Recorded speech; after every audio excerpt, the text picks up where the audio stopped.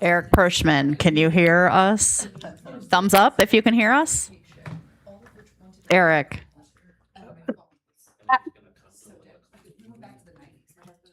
Eric Pershman, can you hear us? Eric?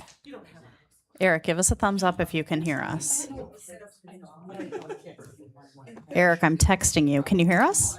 You're waving, but give me a thumbs up if you can hear us. Can you give us a thumbs up if you can hear us, Eric? Eric, can you hear us? Eric? Hello, Eric. Eric Pershman, can you hear us?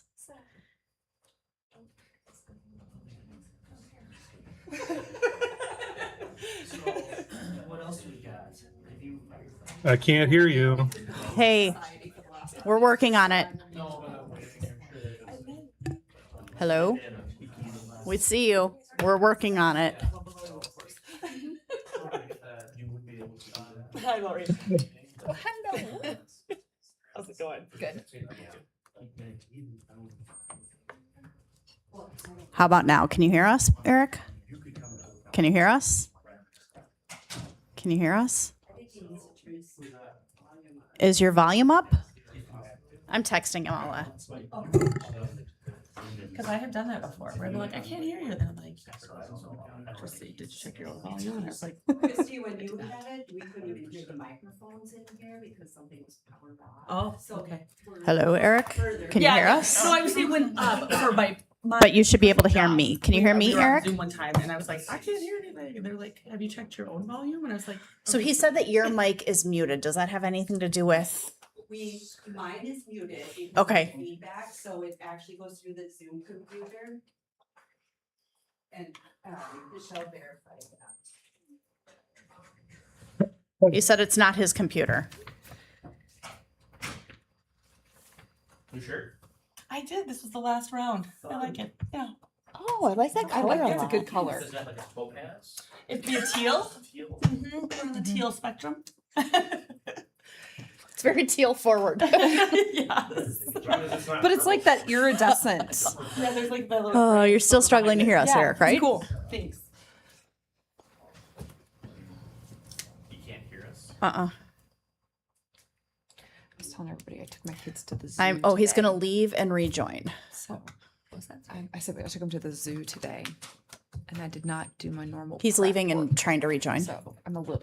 No one had water. No one had food. Not my I accidentally computer left is what the he said, diaper yeah. bag at home. He said it's not his computer. Really? He says I Brenda's really mic is screwed muted, not my computer. I said it's run through a I different blame the computer, not fact that when Brenda's. I got everybody in the car to go, I was still hungover from the Black Sox game yesterday.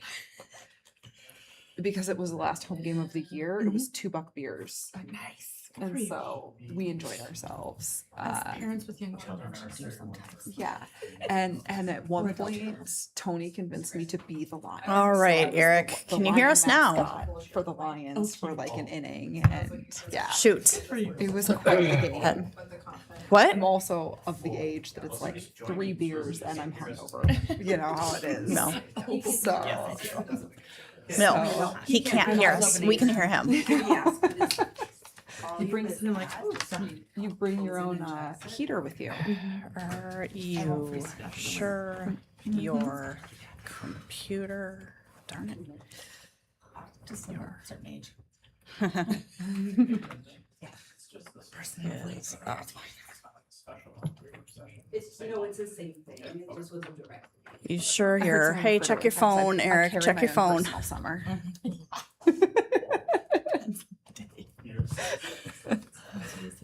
All right, it looks like we're on air. If anybody is watching, we are just working through some technical difficulties. Okay. Now he's on there twice, so I think he's trying to do it through his phone. Can you hear us now, Eric? Eric, when you can.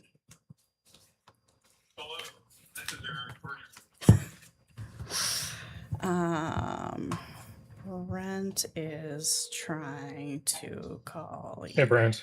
Hey. So I've tried from my phone and 2 different devices. It's not a volume setting.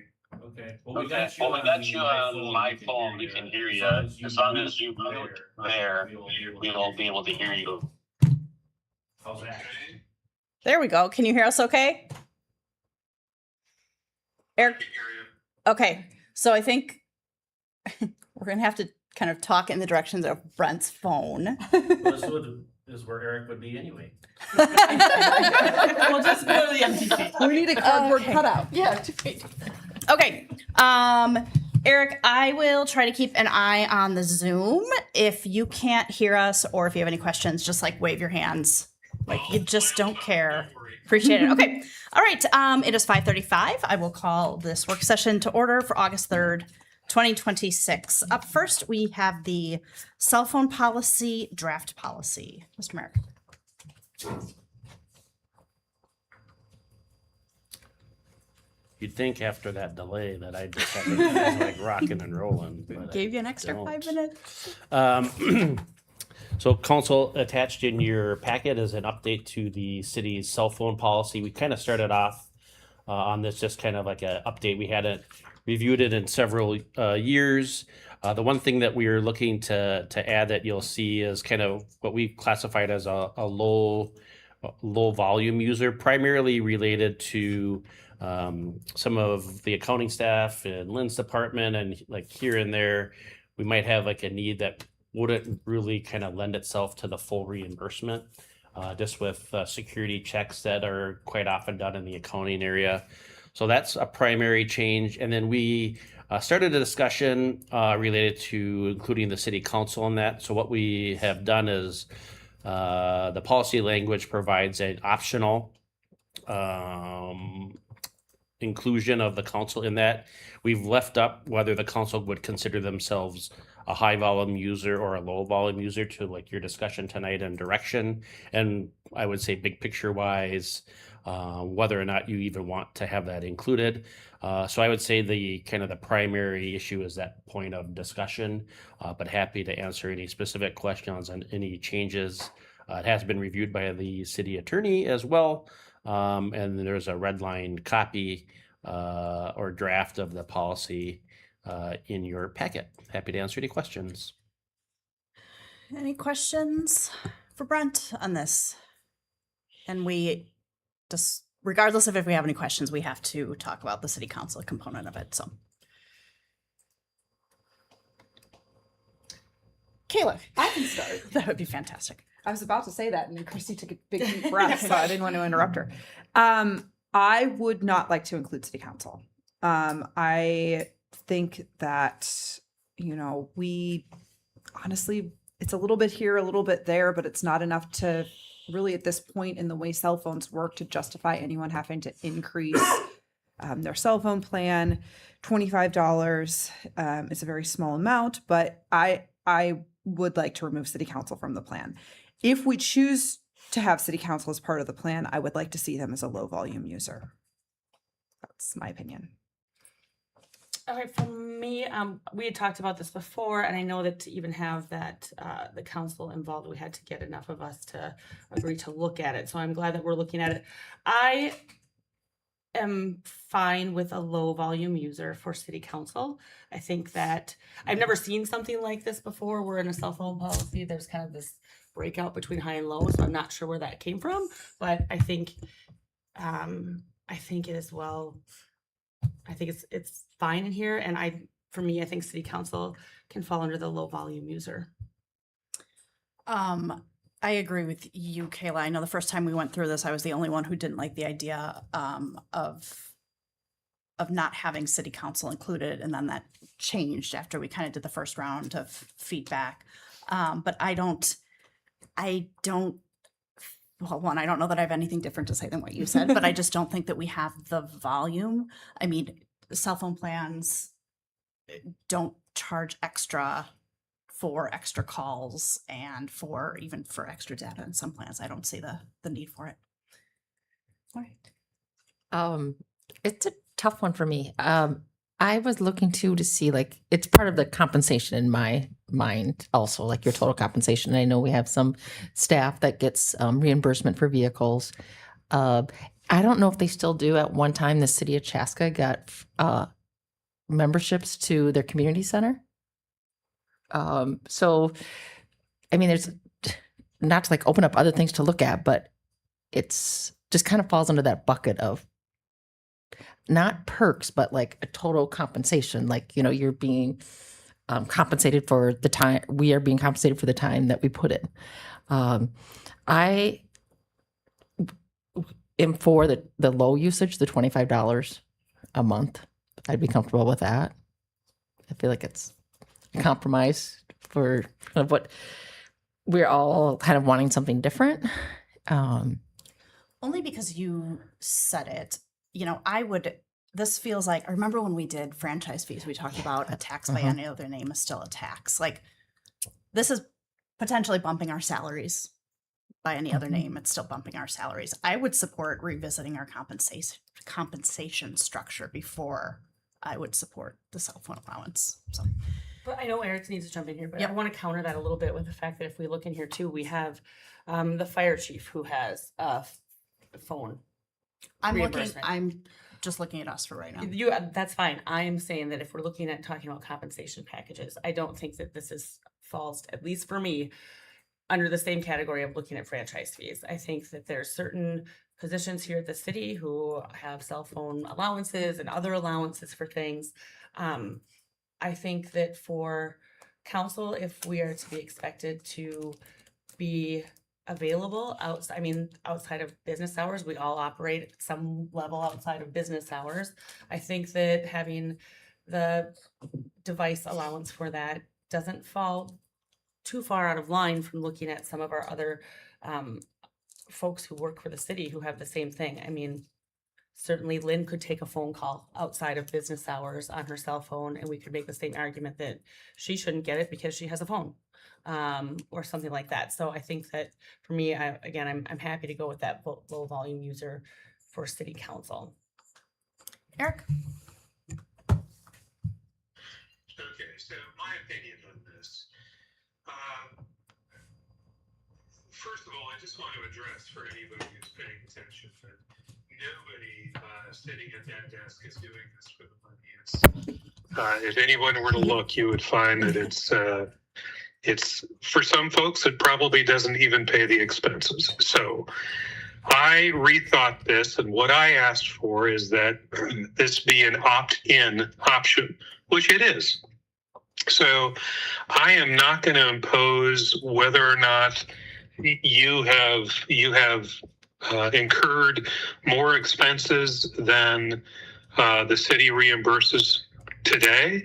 I agree with the mayor that maybe we should look at the total amount that everyone receives. But I have no problem with the cell phone reimbursement plan if it's an opt-in. Because then, it's a choice. You don't have to opt in. You don't have to take a reimbursement if you feel that it's not necessary. So I'm okay with the language, and I would support what this states.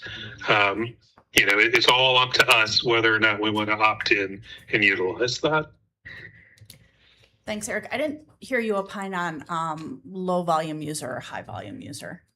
So was that a choice? I thought that this was being accepted as a whole. If we're going to select one of the two, sure, low volume is fine. This isn't our day job. So, but I thought that this was, I thought that was up to the participant to choose one of those. No, it's up to us to say if we want city council to qualify for low or high. Okay, then yeah, sure. Let's do low. It's not our day job. Okay. All right. Looks like we have direction and a majority saying that they're okay with low volume user for a $25 a month reimbursement for cell phone use for council. Any other questions, thoughts, or concerns just on the policy as a whole? As Eric said, though, with opt-in, so will that be written in the language? I guess if it's in here, just to make sure it's stated that, yeah. Okay. I just want to bring up a thought, and not that I see this an issue, which I just feel like super confident it's not at all like in the next 6 months, but not knowing who's going to be in our seats in 6 years, 60 years, I wouldn't ever want it to come up as something of contentious, even though this is a small dollar amount, but for someone to say like one council member is doing it for the money or one's more greedy or one's more giving, even though that seems really silly right now, but you just never know the optics. I think If that's somebody- a personal choice then. If you like, Mhm. I'll just use myself. So if I was going to run for a council seat and someone said, you're taking this, I guess that's on me then to answer for that. You know what I mean? True. And if you don't take it, then you don't have to worry Mhm. about it. And once we're not in these seats, Yeah. they could Change eliminate everything. it. They could Yeah. change it to $300 a month. True. So, Okay. but I see where Yeah. you're Mhm. at. Yeah, thanks So, for bringing it up. Okay. Do you have what you need from us? Mayor, can I add one thing? You may, I heard a please. couple folks mentioned there might be an appetite to look at the council member salaries. Just a reminder, since I'm here and heard that, that has to be done by ordinance, so it's separate from this, which wouldn't be a compensation question. This is a phone reimbursement thing. And the statute says that if you do adopt an ordinance, it cannot take effect. A salary increase can't take effect until after the next municipal election. So I say that because I think you're kind of on the clock here. If you want something to go into effect after the next election, which is in November, if you waited until after that, it wouldn't be able to go into effect until 2 years from now. Just again, something to keep in mind as you're thinking through that process. That's not one of my top 37 priorities right now. But if maybe we do need to have the conversation, or if anybody else wants to bring it up, but they feel like it's a top priority for right now.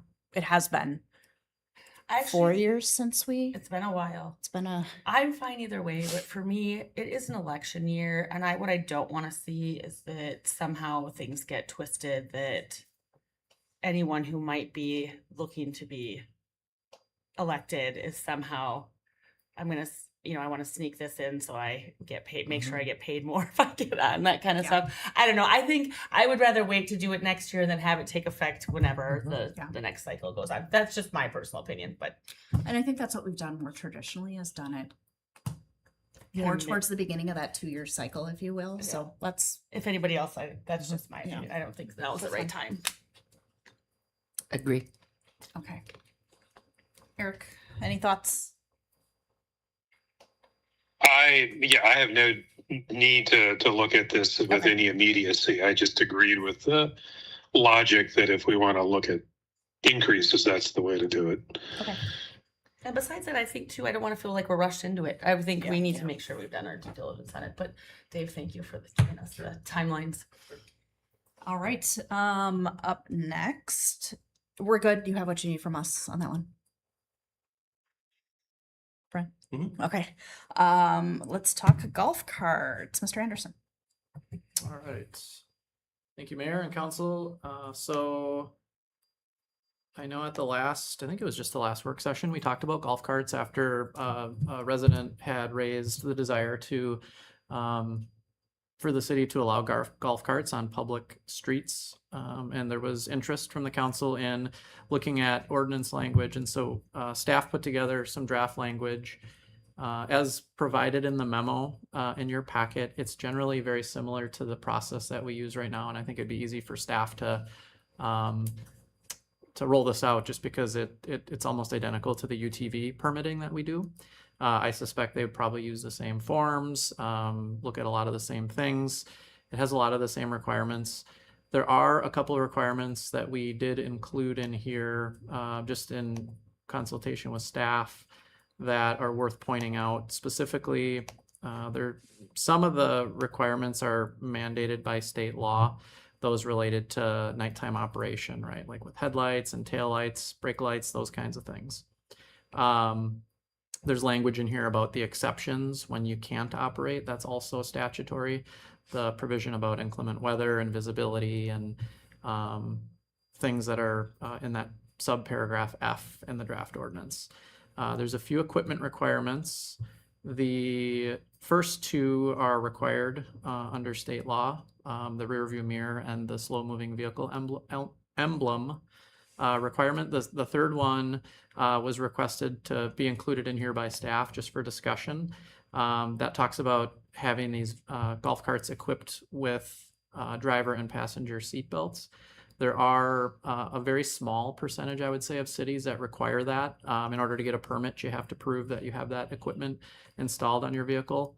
I think as far as we can go is requiring that it be installed on the vehicle. I don't think we can require that it be worn. There's reasons for that, primarily a case that talks about uniformity and operation requirements when it comes to vehicles for folks that might be driving a vehicle in one city and then they drive into another city and the laws are different. So state law doesn't accommodate the ability to control operation. But in terms of permitting requirements, I do think we can make equipment requirements, and that's why I think the only couple of cities, that do require seatbelts don't require that they be worn, but they require that they be equipped. And then there's a few other requirements in here that get at operation related to number of passengers, kind of common sense safety things, right? You can't put 15 people in a golf cart or even more than what the design occupant load might be. You can't operate on county or state or federal highways unless you're crossing at a designated intersection.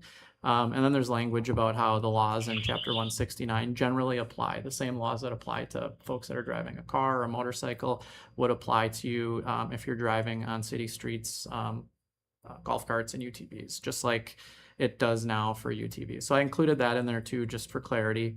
Beyond that, I think it's a policy discussion, and if there's any questions about the language or further direction, staff is here to answer them. And if there's an appetite to bring this to an upcoming council meeting for potential approval, we can do that too. Dave, I had a couple of questions, and it was the part that you just said about what applies to all other vehicle drivers. I did not see a part in here that said like you've got to be 16 and a licensed driver and whatever. Is that in here? Is that assumed? It is in here. So it is under the permit section, which is paragraph A. That's the longest paragraph. That is essentially the identical language we have for UTVs. I think there's language about being a licensed driver in here. Let me just double check where that is. Oh, I'm sorry. It's down under D and E, where it talks about daytime operation and nighttime operation, kind of hidden in there, not where you maybe would expect it, but I was trying to be consistent with the language we have for UTVs. Thank you. Sure. And then my only other nit that I found in nighttime operation, it says that third line under nighttime operation says cart has original equipment, headlights, taillights, brake lights, either original equipment or aftermarket installed. That I don't know. I hate it when we get to wordsmithing these, but does the first original need to be taken out? I think the first original that relates to headlights, taillights, and brake lights is a statutory requirement. Okay. There is no statutory requirement about turn signals. That is new language that the city, I believe, requires for nighttime operation of UTVs. Who requires that? Sorry, Miss Weeks. We do for UTVs. I can confirm that, but I think that's where that came from. So I mirrored it to that, and the reason for allowing aftermarket is because a lot of golf carts, I think, don't come with turn signals, and so it might be hard for somebody to find a golf cart in a particular model that they want. That would be legal to drive in Carver unless they were to get aftermarket turn signals. And so the way I would envision the process working is when a permit is applied for, staff would review the equipment that they have on the golf cart just to make sure it meets the 4 or 5 requirements from an equipment perspective that the city has. And then they would be eligible for the sticker and it would go on there. Okay. I have no other comments. I like this a lot. I think it covers everything nicely. I do have one, I guess, question now that you were talking about it, Dave, when it comes to the seatbelts, which are aftermarket, right, that you have to put on. But if we can't enforce it, then why are we requiring it? And that just seems not that in my brain it doesn't seem like we shouldn't have them, but why are we going to include something we can't enforce? That seems actually a little bit And why silly. could we not enforce? You can enforce the equipment requirement that they have it on there. I think what you're saying is why require the equipment if you can't require people to wear it. Right. It's a valid question. I think it's a policy question. My guess is folks can, put passengers in there. And I think whether the council wants passengers to have the ability to buckle up if they're in someone else's golf cart, that's up to you.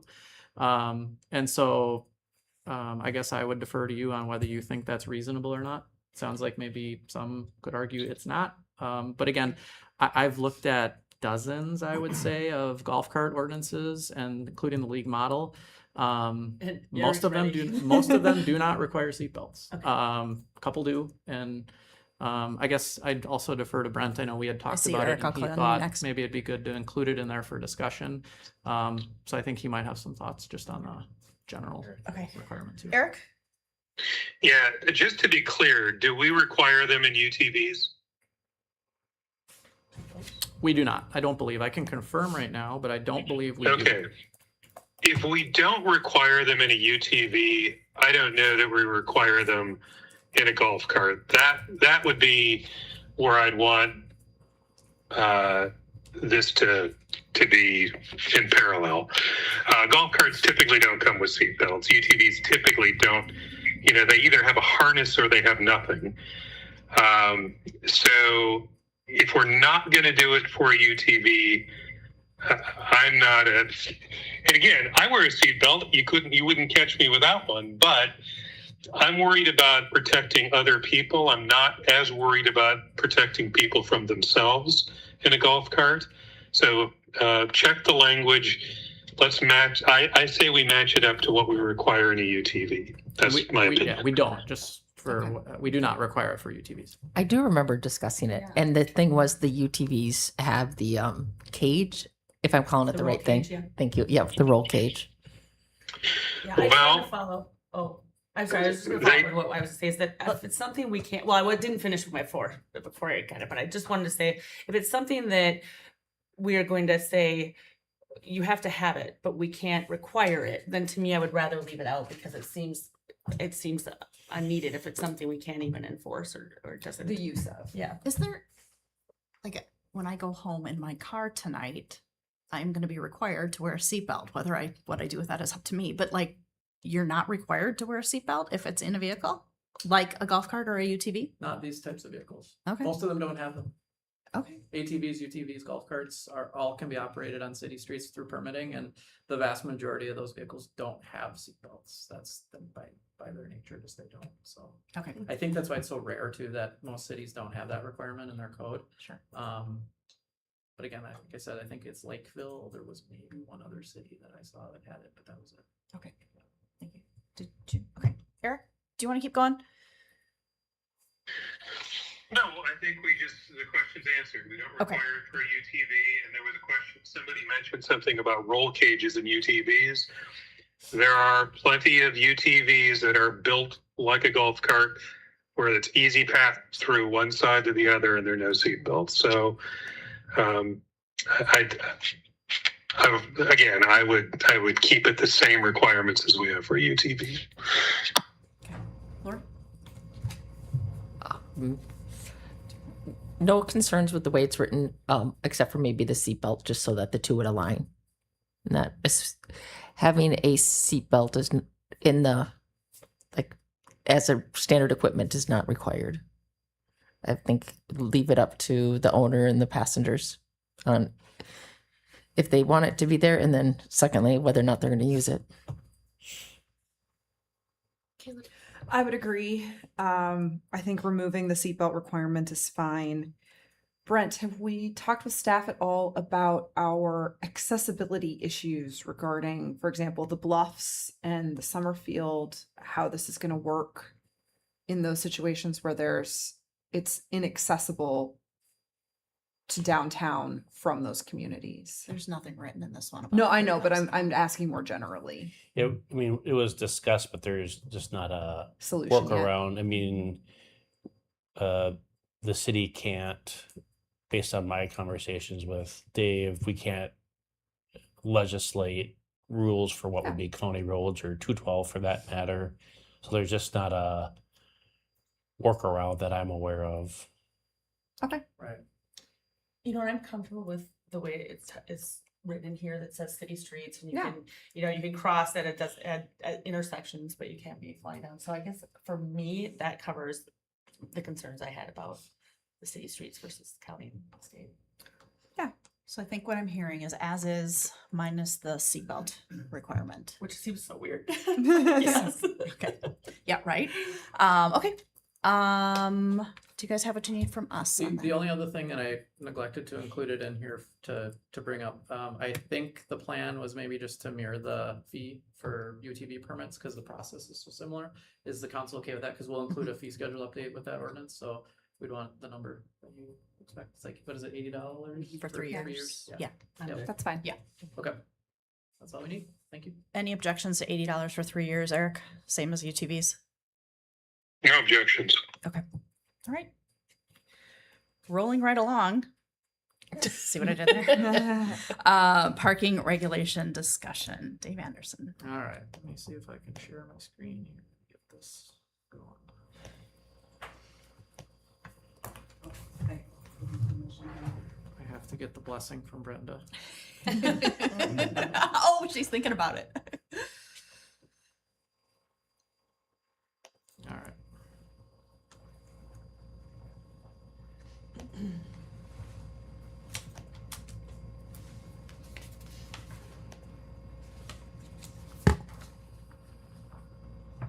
All right.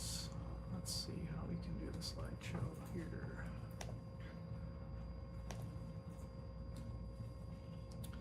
All right, so at the last work session, it was brought up during council member requests to discuss commercial vehicle parking in residential areas. I think there were some residents or that had raised an issue with trailers and other vehicles. And so since then, I've connected with staff. We've looked at our ordinance language, and we'll talk a little bit about what we have in effect at the moment. And we can look at a couple of examples of what other cities do, just to see if there's an appetite to consider any changes to our city code.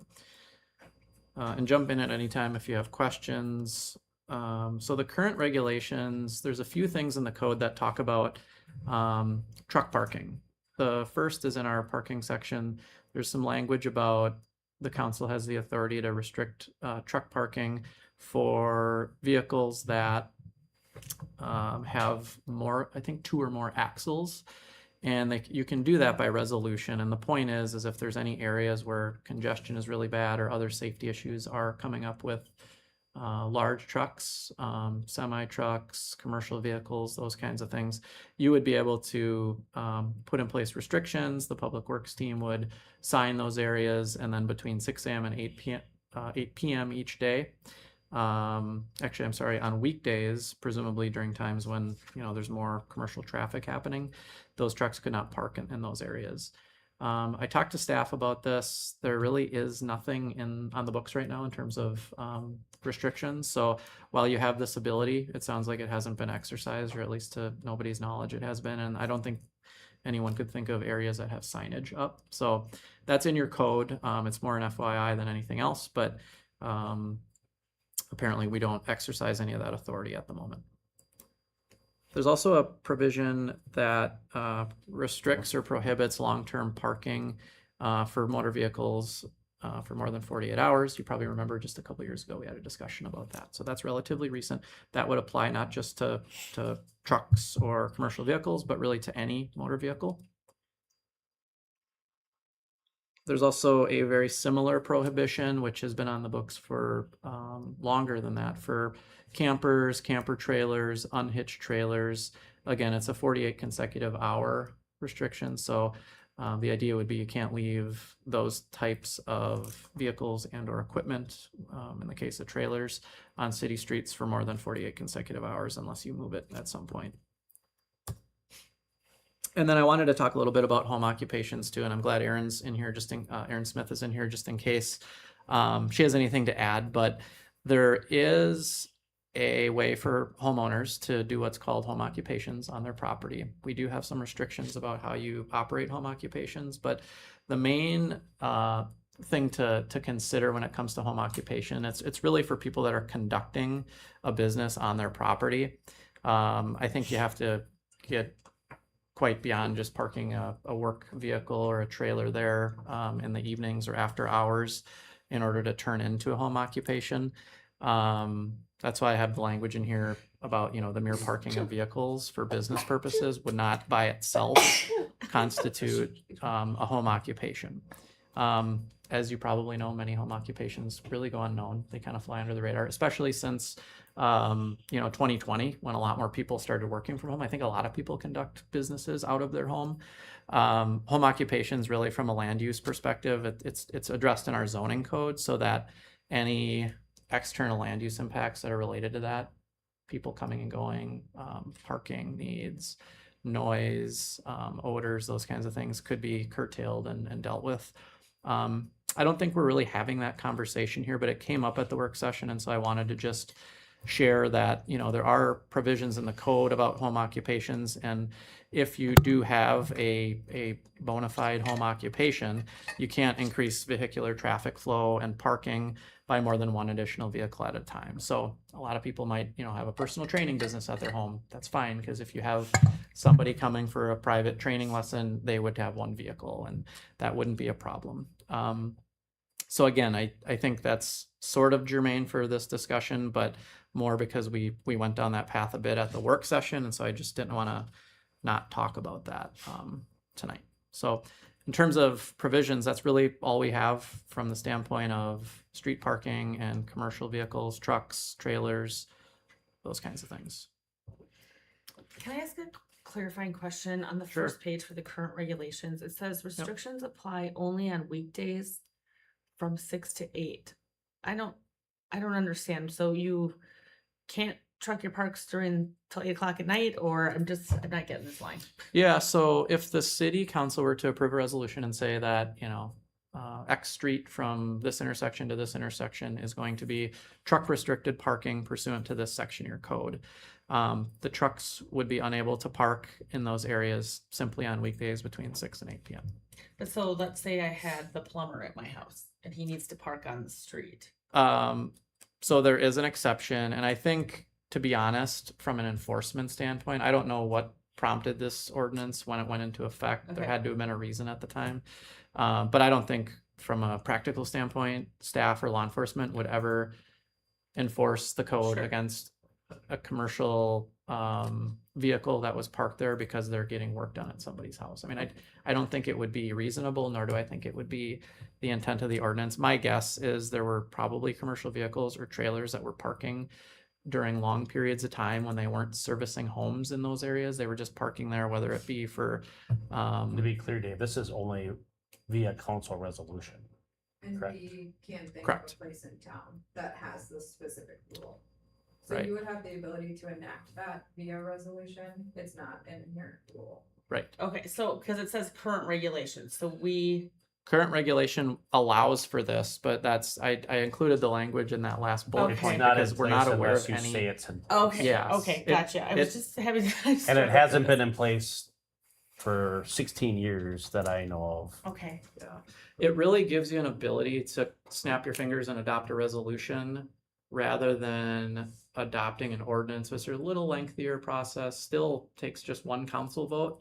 So to me, there's not a huge difference procedurally from adopting a resolution versus an ordinance.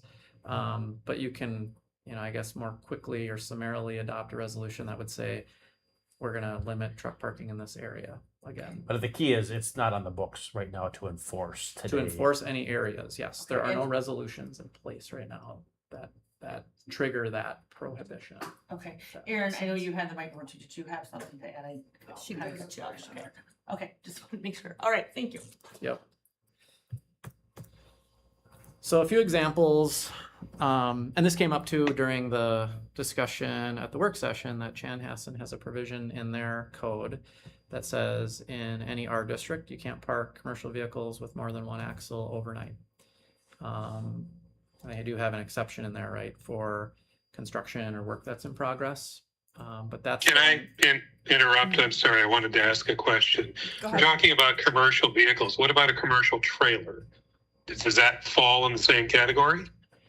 I think that's probably dependent on what Chanhassen's code says. I don't know how they define the word commercial vehicle. I don't know if I saw a definition in there, so maybe they didn't think it through that much, but it could be in there. Aaron's gonna take a look while I move through the other ones, if that's okay, Eric. Yep. White Bear Lake has a prohibition on parking commercial vehicles are really over a certain size, 1 ton capacity over 12,000 pounds, or commercial trailers. So that would get at that issue that I think Eric was just asking about, in residential districts, unless you're, again, expeditiously rendering a service to the property. They've had that in place for quite a long time. I don't know how long. I'm their attorney, so it's always been something I've seen in their ordinance, and it's only come up once or twice from an enforcement standpoint, but I think it's been in place for quite a while in White Bear. Egan has a 9,000 pound gross vehicle weight limitation on residential streets, and theirs is triggered by if you're parked there for more than 6 hours. And Waconia has a, they call them trucks, and they define them as 1 and 1.5 ton or larger, which I don't know why that's their definition, but that's what it is. It talks about buses as well, and commercial vehicles. And I wouldn't worry about the first prohibition, which talks about their business district, but really their citywide prohibition talks about 2 hours in any part of the city. So you can't park large commercial vehicles, trucks, buses for more than 2 hours anywhere in the city. Okay, so I'm not the pickup truck knower of things, but like people drive a 1 ton, right? I hear my friends talk about, yeah, the 1 ton, but that's a private, like their personal pickup truck. So. Oh, sorry, this is 1 and 1/2 ton. So it's got to Okay. be a 1.5 or greater. Okay, but then when we're looking up at, there was another White Bear, like no motor vehicle over 1 ton. I guess I wish Andrew was here to talk more about big trucks, unless somebody else knows about big trucks. Aaron Schmidt might. 1 ton weighs like 8,000 or 9,000 pounds, Okay, like an F350. an F350. yeah, no. Brent, put your hand down.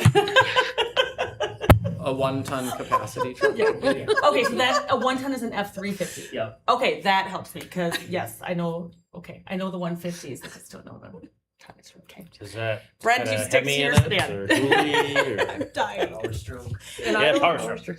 And I don't know. I mean, I think part of the policy behind this isn't just the congestion issue and the visuals of it, but it's probably to limit wear and tear on your streets too. I think if big trucks are parked on pavement for a long time, correct me if I'm wrong, Aaron, but that doesn't help your streets. Same reason a lot of cities like to limit the amount of garbage haulers that you have, right? Some cities like just 1 hauler, some limit licenses because you don't want 10 different garbage trucks driving up and down the same street every day. You'd rather have 1 because it creates Well, less I wear and would tear add on your that streets. details matter, but when a resident will look at this, they're not if they would read commercial truck, I think if they'd see like an F-150 that I'm driving and it said Brent's Landscaping, they would say that's a commercial truck, even though it didn't meet the definition. So how the council chooses or doesn't choose to do this will matter as far as definitions and what we think the residents or a resident wants to see enforced versus what some of these ordinances say. Yeah, I just need to be able to visualize some of this. But so an F350 you said is like the 9,000 pound gross weight. Okay, that clears up all the things I needed. So again, we have limited provisions in our code about that. Some cities do regulate the parking of large vehicles, especially on residential streets. But I will be honest, I think the cities that do probably are in the minority. I know Minneapolis and St. Paul do because they have also very narrow streets and very more density. So maybe there's different policy reasons there. That said, you have every right as a council to consider these types of decisions, and I'd encourage you to, ask questions and let us know if there's any direction from here. Eric, go ahead. I was going to call you first question. anyways. Go ahead. So, I'll take some ownership for having this come up in front of in a work session. So the concern, and we talked a little bit about running a business out of your home, and I don't think anyone has any issues with people running a business out of their home. It is supporting a commercial business out of your home, and that's where the concern arose. That the issue was there were large commercial trailers and implements designed for heavy duty landscaping or lawn care that was constantly moving in and out of trailers and driveways at someone's home. And what I recall the discussion was, it is okay to have a great big mower, as big as you want it, to take care of your own yard. No one's saying you can't do that. But if you got a fleet of mowers to take care of other people's yards, does any of this prevent you from running that operation out in front of your house during the day? And, you know, there's limitations on commercial vehicles, but that's why I asked the question about commercial trailers. And that's where I was going with, do we have anything on the books that limits you running a business not out of your house, not in support of your own house, but in support of other people's houses out in front of your house? Does that make sense? Eric, when you say trailers, like we obviously know there's open trailers, but when you say like a commercial trailer, like, are you talking about enclosed trailers? What do you mean? Because private people have enclosed trailers for different reasons. So I just want to make sure I understand what you're thinking. Right. And, you know, I've got an enclosed trailer, and occasionally it's in front of my house when I'm loading something, but that is personal use. I'm not loading heavy city-scaled mowers to go out and mow other people's yards, and I'm not doing that constantly. I'm not trying to limit someone who has personal use of a personal trailer and having to have it in front of their home to do that. It is operating your commercial business in front of your home by way of having, you know, an open trailer that's got 2 city-sized mowers going on and off it throughout the day. So to answer the question, I don't think there's any distinction drawn between the purpose of having a trailer parked in front of your house. If that makes sense, there's no language in the existing code that would say you can park a large trailer with a boat in front of your house if it's your own boat and personal use, but you can't park the same size trailer with the same amount of weight on it if it happens to have a lawnmower or 2 on there, because that's what you happen to do during the day is drive or operate a commercial business elsewhere.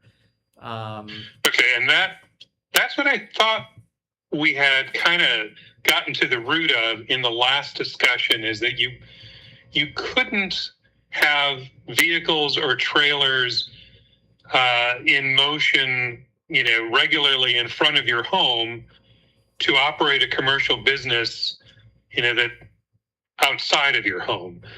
And I thought that other cities limited that, so you didn't have the noise and accompanying, you know, things constantly in motion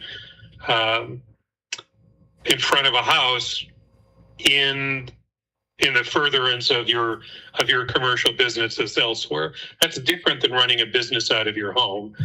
That's running a commercial business operation in front of your home for something else. So if we don't have that, if there's no mechanism to regulate that, I guess that's the discussion. And maybe we don't, you know, I thought that's what we were maybe digging into and finding that we had language that in fact was enforceable there. Was some of that addressed when we did the parking ordinance, like the trailers and things under the 48 hours? That was addressed in there, correct? Is that right, Aaron? Do you mean like the RV portion of it? Yeah. Well, we had the RV, but I thought it was You can't have an unhitched trailer parked on the street for more than 48 consecutive hours. 48 hours. Or Okay. any vehicle now. Yeah. Right. But I thought, so that is technically all covered. That part of it is already covered under the previous ordinance. Correct.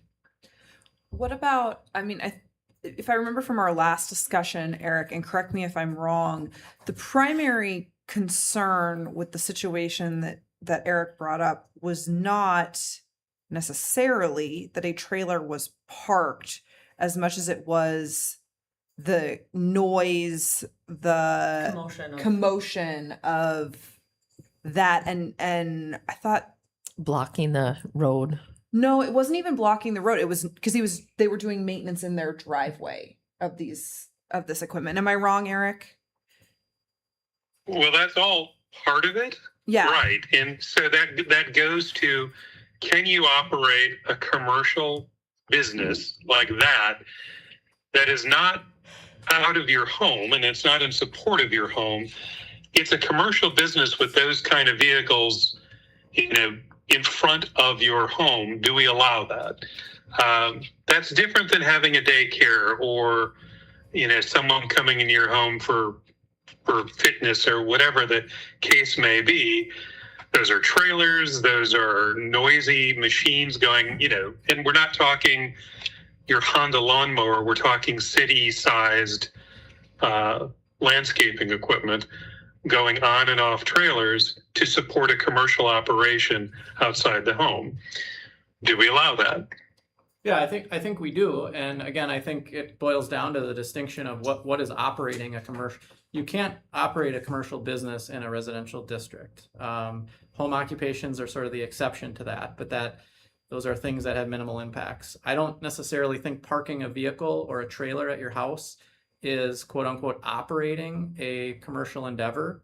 And I think that's why I was trying to get at some of the concern or issues at that last meeting and asking those questions. Are they running the equipment? Are they storing it for long periods of time? Are they creating more than just a mere, it's parked in the street? Because I don't think there's any practical difference between parking that trailer in the street or, Joe's plumber who happens to shift work, who wants to park his van in the street during the same periods of time as maybe that vehicle's parked there. So I think that's significant. And from a land use standpoint, you'd have to prove that they're actually operating out of the site, which I'm not hearing that that's going on here. I think it's just maybe people don't like that they're parking their vehicle in the street, even though any other person could park a vehicle for up to 48 hours. And whether it's because of the way it looks or the size, I don't know why that might be, but no, there's nothing in our code that prohibits it. After we had a chance to look at it and I connected with Aaron to talk through home occupations and other things. And that's why I included that language in the slides about home occupations, just because I don't think this is the mere parking of vehicles is enough to trigger a zoning violation, if that makes sense. So some of the examples I did include on there from other cities, though, I think if the trailers are big enough and impactful enough, and you wanted to draw a distinction to try to prohibit them from being on city streets, you could consider that, right? I still don't know exactly what we're talking about here, size-wise. You're saying city-size lawnmowers, which means they're probably used for a commercial endeavor, I'm guessing. Correct. But you could probably park one of those on the same size trailer that somebody, keeps at their home for other residential or domestic type uses. I don't know. So I think it's all interesting and it's good discussion, but there's nothing that would prohibit that right now, Eric, if that makes sense. It does. It answers the question whether or not I like it or not. It answers the question. It really comes down to, I don't think anybody probably signs up. We all accept that people run gas-powered equipment to take care of their yard. That's just a fact of life.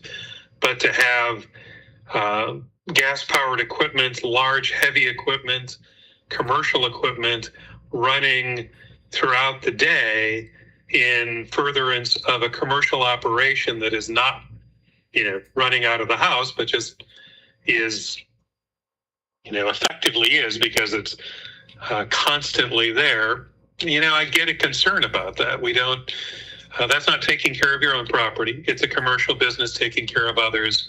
and it's impacting quality of life because I'm hearing those machines and seeing them, and they're in the street regularly. So if the parking ordinance for heavy equipment or a trailer is the mechanism and the only mechanism that we have for enforcement, well, that's the answer. If we want to explore something else, that's a council decision. But I think you've answered the question.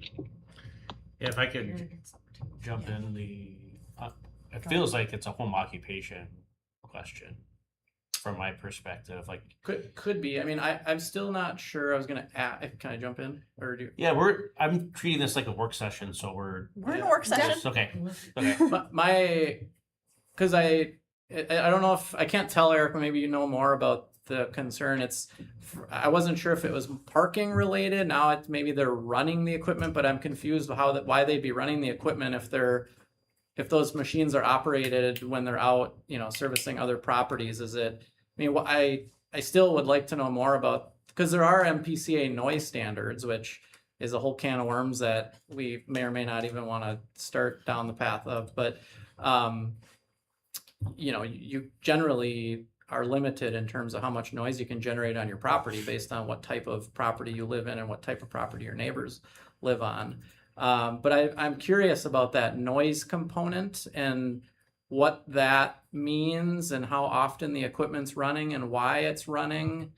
Because that could change things. It's just I feel like I'm needing to learn more about the actual behaviors and activities to be able to answer your question.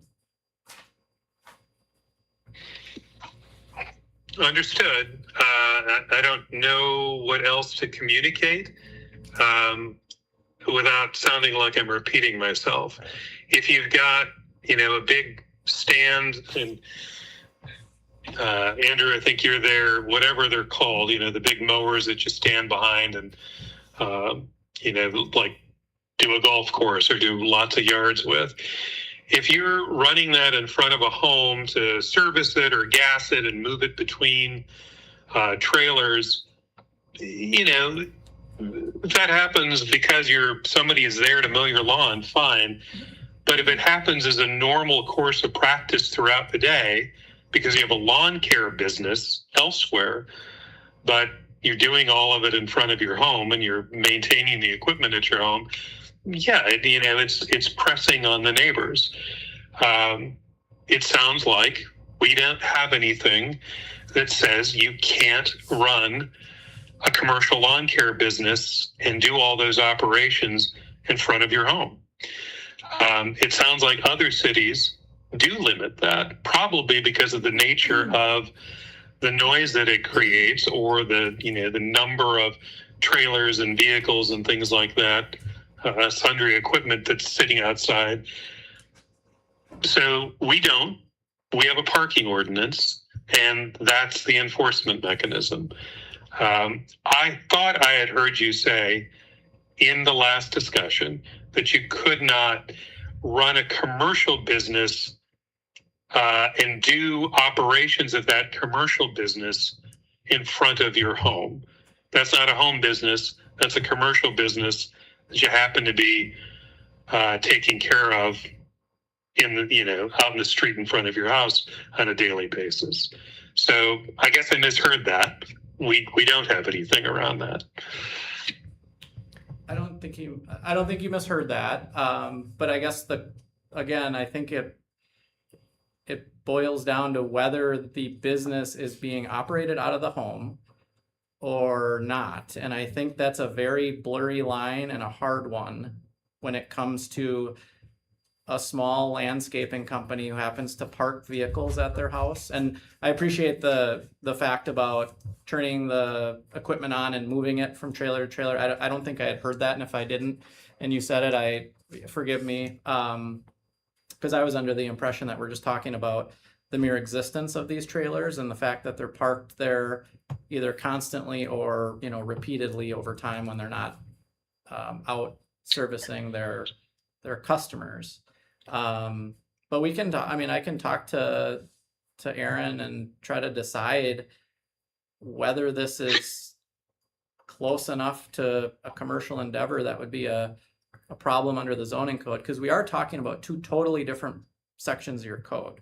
Parking is a police power that just relates to what people can and can't do when it comes to parking on your streets, how you want to keep people safe, how you want to keep the streets safe, those kinds of things. Your zoning code and things that regulate land use, commercial, residential, other uses on property, is a totally separate section of the ordinance, and it's I think legally distinct because there are such things as legal nonconformities. If they've been doing it, you can't change your zoning code and say you have to stop doing it because they had already established that use. And so I think, we're getting into the weeds a bit, but if there is a concern that they're crossing that line from residential into commercial, then staff can look at that and try to gather information. And, if we were to do any enforcement, we'd want to be pretty sure that we had facts established and photos and evidence and other things that would say, you're violating our zoning code and here's why. And that's why I'm pressing on the issue of like exactly what's going on and trying to get to those facts, because I think it's extremely important from an enforcement side of things, and we'd want to explore that from that side. So Yeah, I understand and I appreciate that. And again, this is in no way am I trying to is the goal to limit someone's care of their own home or limit a home business that we allow. It's where do we draw a line from operating your commercial business in front of your home where it starts impacting your neighbors. And I think that's what drove my concern in bringing it up.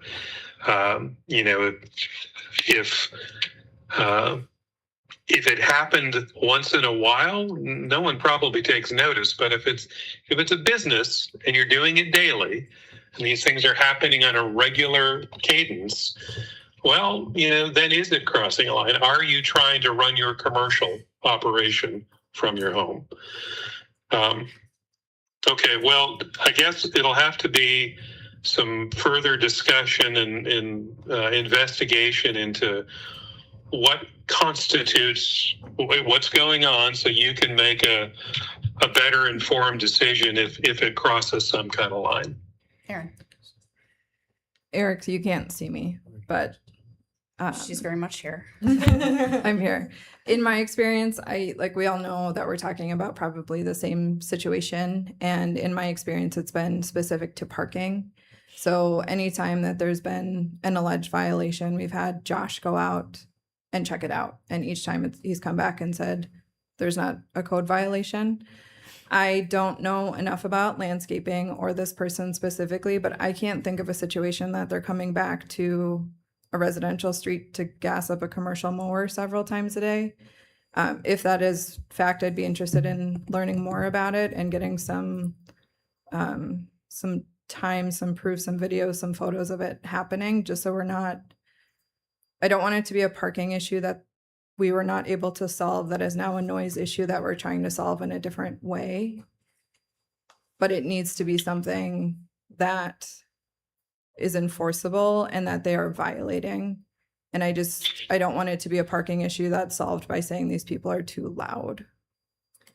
Understood. And we do have a parking. I also want to go back to the fact that we do have a parking ordinance that,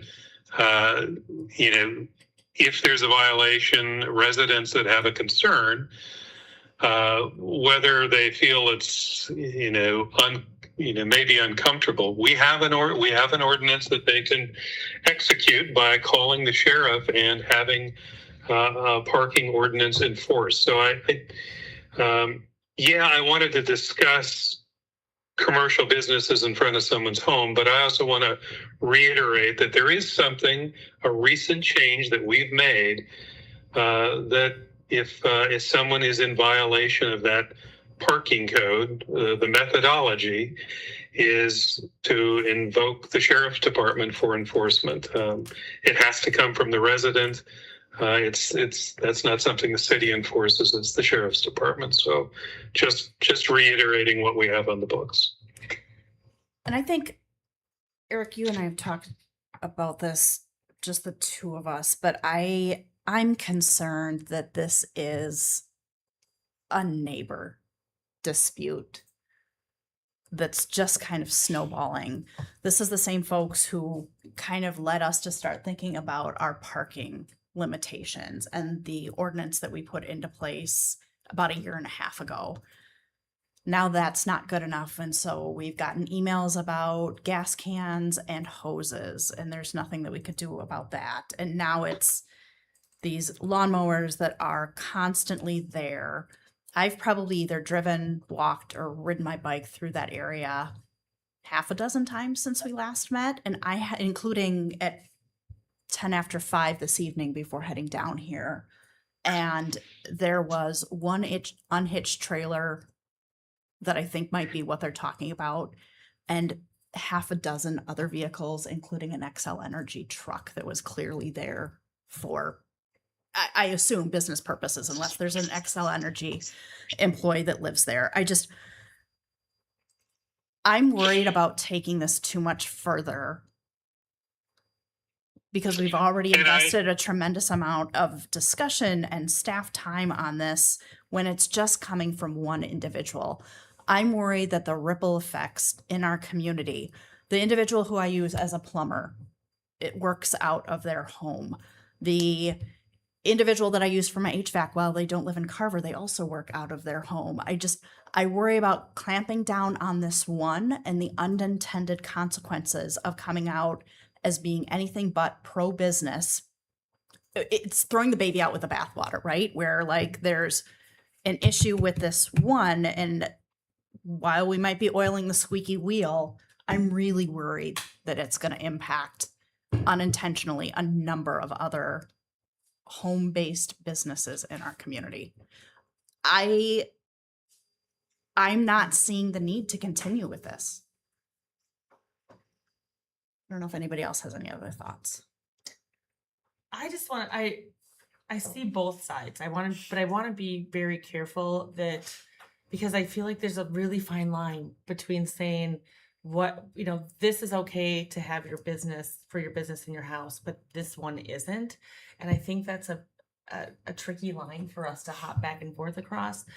I know that we're trying to keep a little bit of anonymity here about, some of these complaints coming in. So it feels a little bit vague too about what's happening. Now a little bit more information has come, so I know maybe a little bit more about where it's coming from. But also, I don't want to get into the neighbor dispute either. I haven't visually with my eyes seen what is happening in this particular house, street area. I would be more inclined to look at something where we're looking at size, like I'm looking at White Bear Lakes here, where they're talking about gross vehicle weights and things like that. I would be more interested, I think, in looking at things like that for who and what is being parked on the street. These are 1-ton trucks. These are not anything that would, but if we do this, that's not gonna scratch this itch. Sure, and I understand that. But when I'm just saying, when we're looking at these kind of things right now, the only thing I can sort of see myself going, yeah, we should maybe look at, and that's not even a big rah-rah that we need to go after this, would be like a gross vehicle weight or something like that. But if it's coming from, I don't want to get in between the Hatfield and McCoys either, because that gets really sticky, and I don't think that's our job either. I personally am not interested in looking at this the way that we're kind of seeing these parking ordinances where you're limiting the size of the vehicles, for the reason that Mayor Johnson said. We have a lot of people in this city who do really important work out of their homes, and they have work vehicles. And you start saying, a 1.5 ton or larger, you're butting up against some of these work vehicles. And I don't want to see these people not be able to have their livelihoods and continue their businesses because of an ordinance like this. But that's my opinion. I don't see a need for the city to spend more time on it. It is a hard one because I don't want to make just a general, you know, a resolution and like, here's, you know, some, you know, ways that we can, some teeth in it, ways that, you know, things we can measure and enforce. It makes me think too, though, like within our city, we have such a variety of neighborhoods. And like sometimes you just need to do your research and be like, well, this might not be the neighborhood for me if I like, you know, and then whatever it is, fill it in, you know. Or maybe, you know, it is a neighborhood if you like to do this. And just neighbors just need to talk to each other. It's, I don't want the city every time to spend a lot of resources and do, you know, what might fit for that one street. We need stuff that fits for every neighborhood.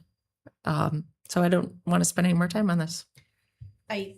You said it without saying it, but like we have a number of communities that are association based where Yeah. you can't have your kids' toys out in the front yard and your holiday lights have to be down by January 15th. They're, you know, like, and they're very regimented. I do not live in an association, for better, for worse. It's for some people, and it wasn't any of the houses that we looked at when we moved here. I see what you're saying, because I also struggle with, I don't know that I want to see a semi truck parked in front in any of our neighborhoods, and not because I don't like the look of it, but because that's a lot of weight on our streets. And when it's 100 degrees out and as hot as it's been for the last 3 weeks, that's not doing great things for our streets. And so but I also like don't see a need to open that can of worms right now, because that feels like a completely separate issue than kind of what we're talking about right now. So as I'm counting, Lori said not to proceed. I said not to proceed. Not sure that you're not to proceed. Okay. And I don't. I am not to proceed because I can't find the fine line. I can't land on it. So Eric, respectfully, yep, go ahead. Yep. So let me close this out then, for anyone watching as well. This is city council working, right? This is why we have work sessions to discuss things like this before it ever gets to city council.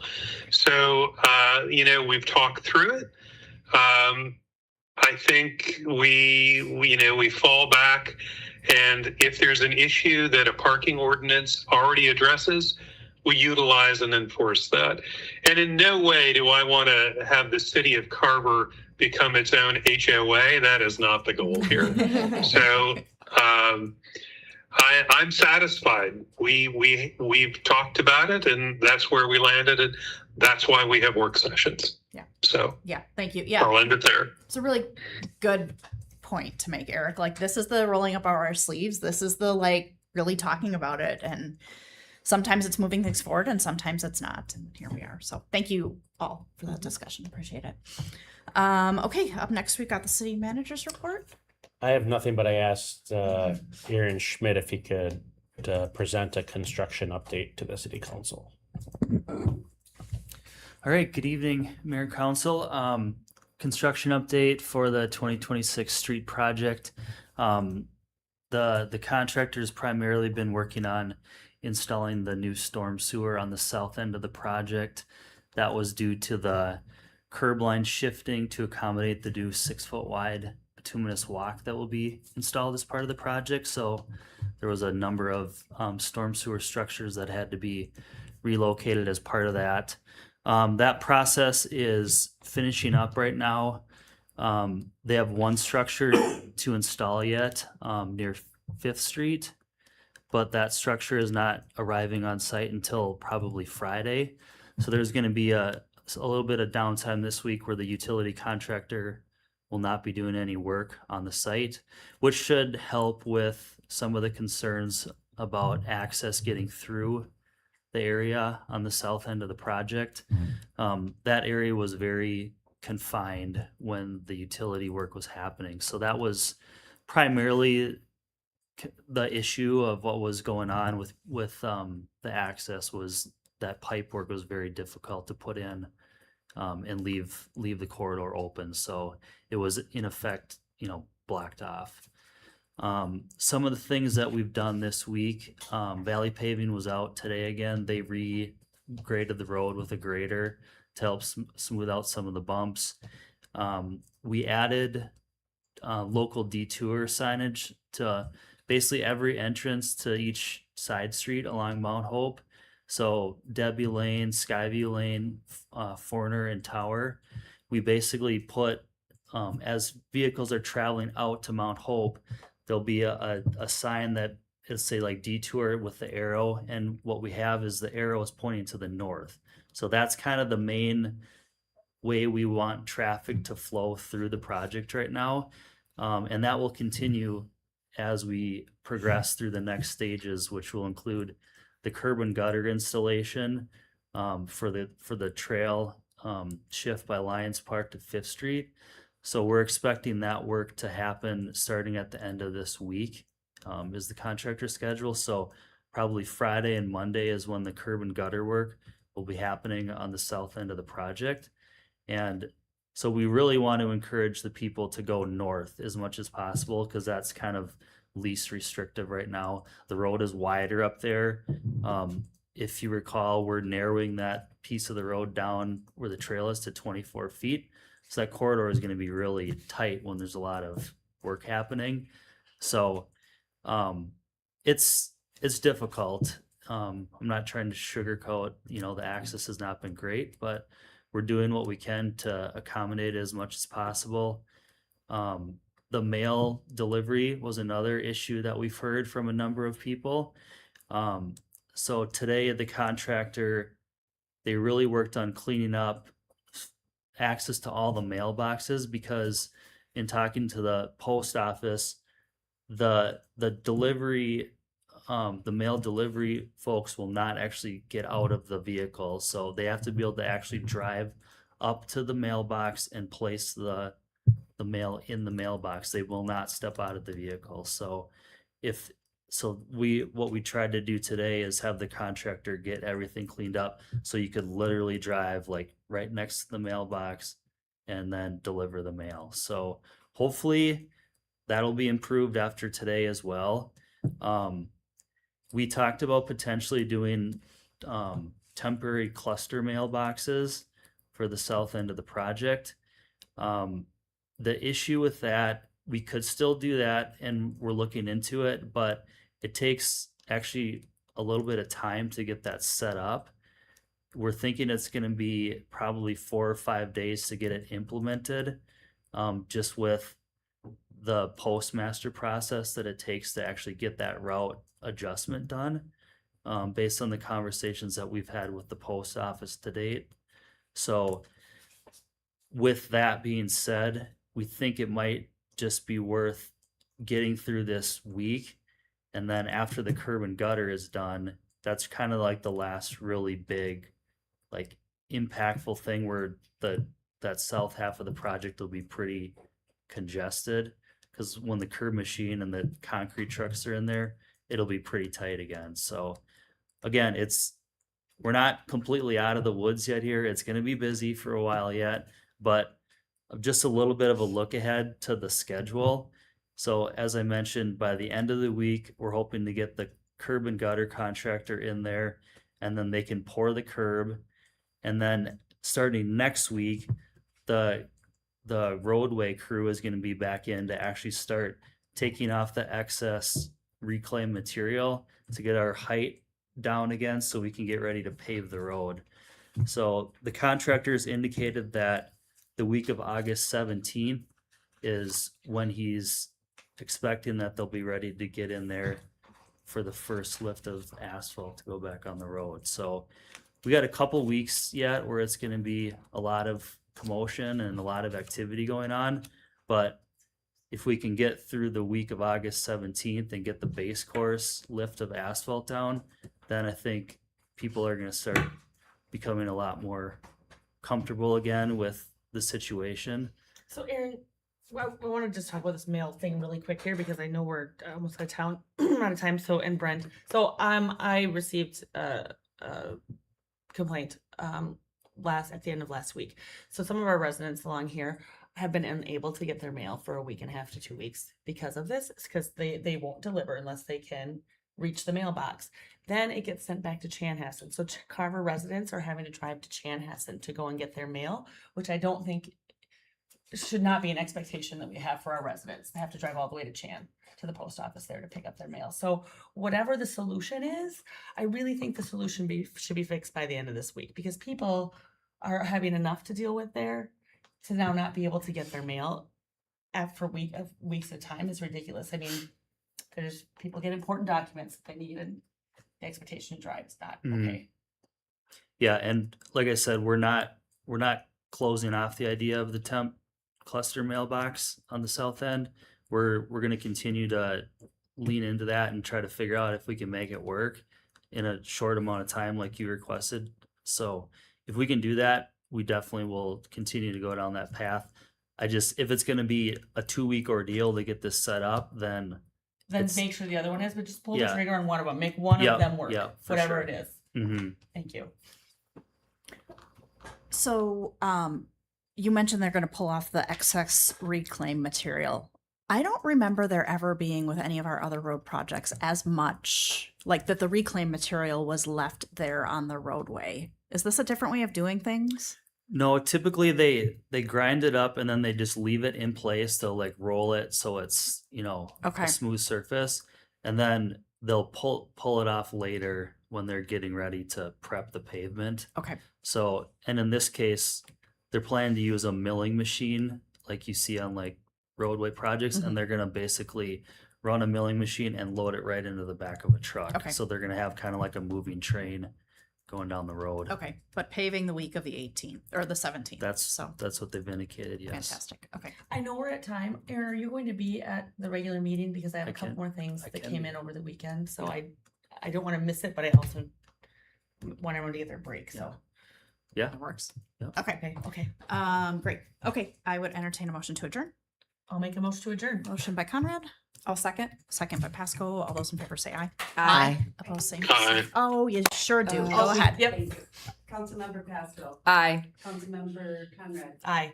Councilmember Sayer. Aye. Councilmember Pershman. Aye. Mayor Johnson. Aye. Motion carries. Thank you.